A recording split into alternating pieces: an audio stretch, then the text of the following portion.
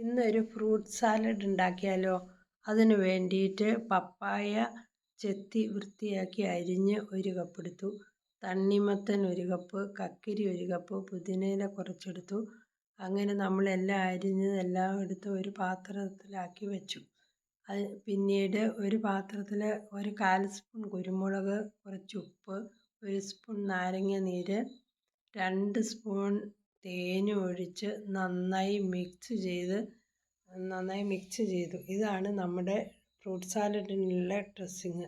അതിന് ശേഷം നമ്മൾ ഈ അരിഞ്ഞു വെച്ചിരിക്കുന്ന ഫ്രൂട്ട്സിനകത്തേക്ക് ഇതെല്ലാം ഒഴിച്ചു നന്നായിട്ട് ഇളക്കി.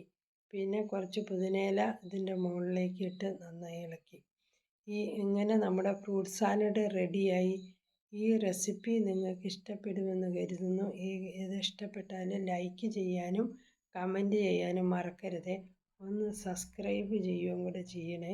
പിന്നെ താങ്ക്സ് ഫോർ വാച്ചിങ്. അഭിപ്രായം അറിയിക്കും.